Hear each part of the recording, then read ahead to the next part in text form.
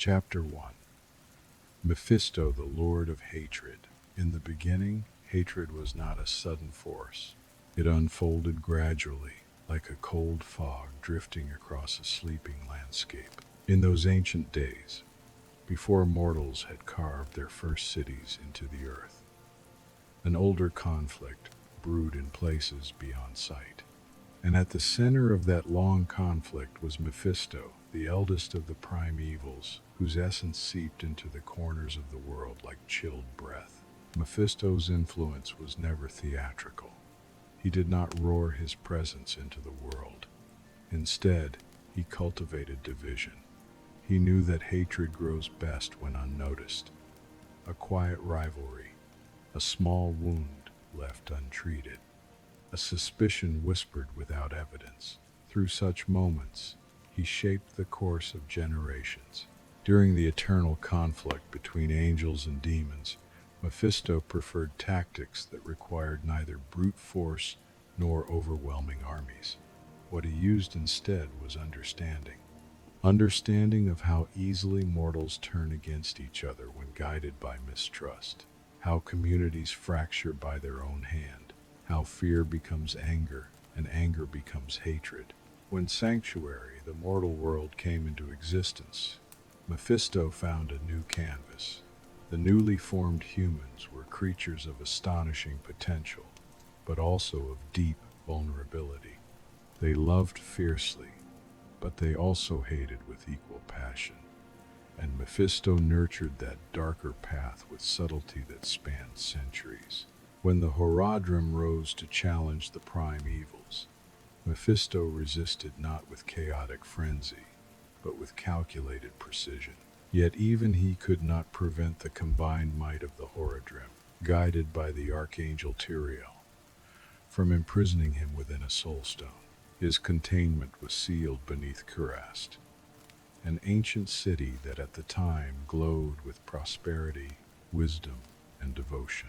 Kurast flourished for generations. Its people walked above the slumbering presence of the Lord of Hatred, never suspecting what rested beneath their feet. They built temples and sanctuaries, trained scholars, and perfected rituals of faith.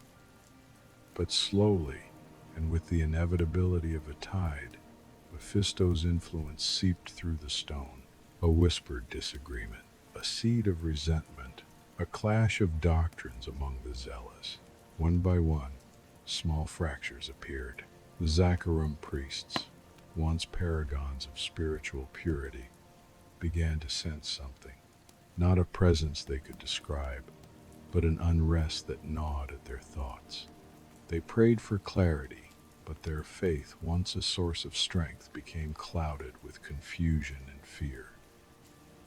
Those fears fermented into hatred, as Mephisto had intended.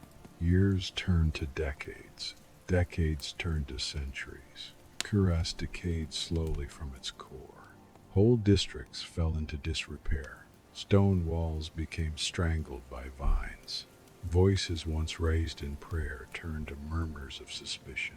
Even imprisoned, Mephisto exerted a power no mortal could comprehend. Hatred does not need freedom to spread. It only needs a single spark. When Diablo, walking the world in the guise of the Dark Wanderer, reached Kurast, the corruption deep within the Zakharum was amplified. Diablo's presence weakened the Soul Stone's prison, and Mephisto's essence surged upward. The city's final descent was swift. The priests fell under the influence of the corrupted spirit of hatred. Entire neighborhoods became uninhabitable. The trees of the jungle pressed inward as if reclaiming what had been built over them. Deep below the temple, in the durance of hate, Mephisto began to stir in full. The dim halls echoed with the footsteps of demons drawn to him like moths to a flame. His presence twisted the air, making it thick and oppressive, as though the very walls strained under his power. By the time heroes arrived at Kurast, the city was beyond saving. What had once been the heart of spiritual devotion had become a grotesque mirror of Mephisto's influence. Every step into the darkness was a descent into the living memory of centuries of hatred. When the final confrontation came, Mephisto fought with the fury of an ancient god whose long imprisonment had only sharpened his malice. Yet even in that moment, his expression carried no fear, for Mephisto understood something that mortals rarely grasp. Hatred never dies with its host. It lingers, it finds new homes, it waits. Mephisto fell, his essence collapsing into raw energy, but hatred itself continued to move through sanctuary, embedded in the hearts of mortals who would never know the source of their anger. The fall of the Lord of Hatred was not an end. It was a beginning, the first tremor of a greater storm. For hatred, terror, and destruction walked the world in cycles. And the next cycle was already unfolding. Chapter 2. Diablo, the Lord of Terror. Before the fall of Kurast, before the echoes of hatred faded into distant memory, terror had begun its own quiet advance. Far from the jungles, in the humble town of Tristram, a force stirred beneath ancient stone and forgotten catacombs. Diablo, the Lord of Terror, had slept for generations within his soulstone prison deep below the cathedral. But prisons built by mortals rarely hold forever. The people of Tristram lived their lives unaware of the presence buried beneath them. Days filled with markets, harvests, and familiar routines. Nights lit by lanterns, songs, and stories by the fire. Yet, even in such peace, fear found small footholds. A whispered worry, a vague unease, a nightmare that lingered too long. Diablo's influence flickered among them like a faint but persistent pulse. When Prince Aidan returned to Tristram and discovered the horror that had befallen the town, including the corruption of his own father, he descended into the cathedral to confront Diablo. But the soul stone, cracked and weakened by years of strain, was no longer a simple prison. Diablo's essence slipped into the prince's mind like smoke, twisting his thoughts, shaping his fears, turning his resolve into a tool. Aidan believed he could contain Diablo within himself. He believed his will was stronger than the demon, but terror reshapes perception at its foundation. It warps dreams. It blurs the line between memory and nightmare. The transformation did not come suddenly. It unfolded in quiet moments, sleepless nights, hallucinations that grew stronger, whispers that echoed without a voice, until finally Prince Aidan's identity dissolved, piece by fragile piece, leaving only the vessel Diablo needed. Thus began the journey of the Dark Wanderer. His footsteps carried him across deserts and plains. Animals fled from him. Travelers whispered about a cloaked figure moving through storms. Some claimed to see shadows following him, though none dared look closely. Wherever he walked, fear spread. Even those who never saw him felt unease without knowing why. In the city of Lut Koling, his presence caused a trembling of the spiritual world. He moved with purpose, driven by a need to free his brothers and restore demonic power to its former shape. The desert winds carried with them feverish visions. Fishermen swore they saw ghostly shapes in the dunes. Merchants felt dread without knowing its source. Even hardened warriors awoke trembling, unsure whether the nightmares they endured were dreams or warnings. Diablo's journey continued eastward, back toward Kurast, where he intended to free Mephisto and unite the primevals once more. Along the way, his influence expanded outward like ripples across water. Soldiers quarreled with their commanders. Villages erupted in panic at nothing more than rumors. Children woke screaming from dreams of creatures they had never seen. Fear does not need form to spread. It spreads simply by existing. By the time Diablo reached the ruined temple beneath Kurast, Mephisto's corruption had opened the way. The reunion of the brothers was brief but powerful, the air trembling with the resonance of ancient evil. Freed from his mortal shell, Diablo assumed his towering demonic form, his body radiating crimson flame. His eyes glowed like molten stone, reflecting the terror he commanded. The battle that followed tested the limits of mortal courage. Diablo manipulated fear itself as a weapon, shaping illusions that tore at the psyche and forced the heroes to confront their deepest anxieties. Every strike against him felt like a struggle not only against the demon, but against the very essence of fear.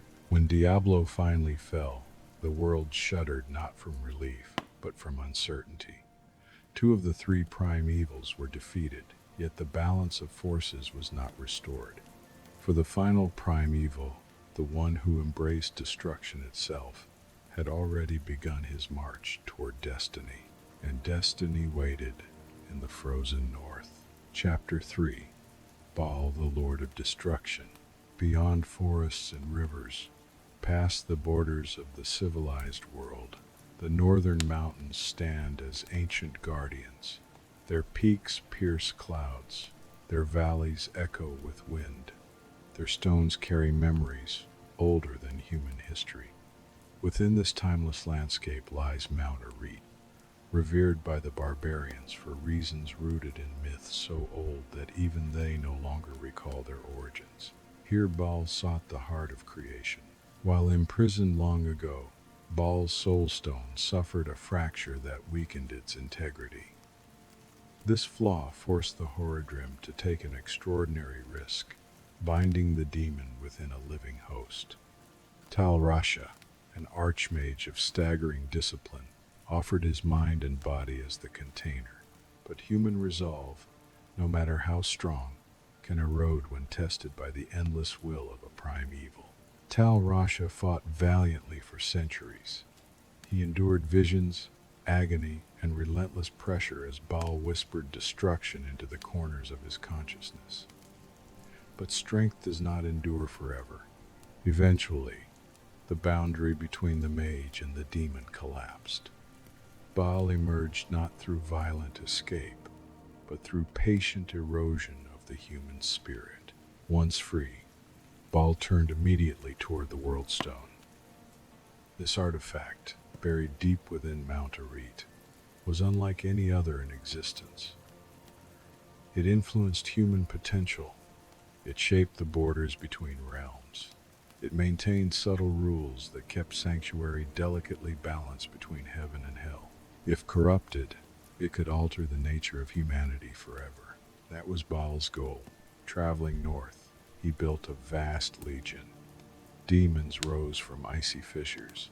Elemental beings emerged from the cold winds. Even creatures native to the mountain found themselves twisted by his presence. The sky dimmed. Temperature dropped. The land itself seemed to prepare for a calamity. The barbarians of Harrogath stood as the final barrier. They were fierce warriors, not because they sought glory, but because they lived by an oath so ancient it was etched into their blood. They protected the mountain. They protected the World Stone. They protected a legacy they could not fully explain, yet felt with every heartbeat. Baal assaulted Harrogath without hesitation.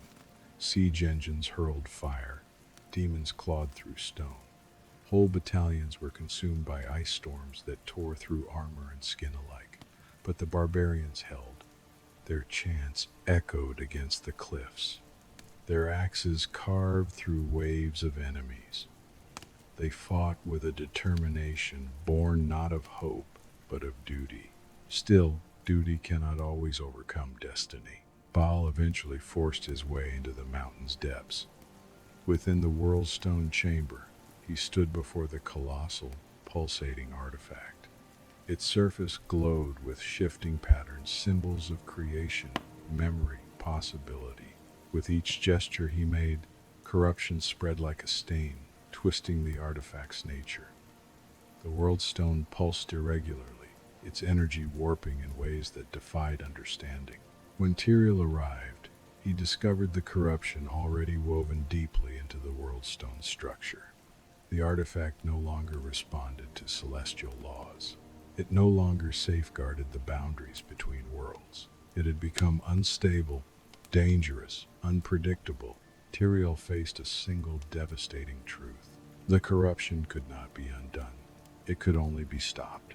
To protect Sanctuary from an unimaginable future, Tyrael raised his sword and brought it down with a strike that shattered the World Stone.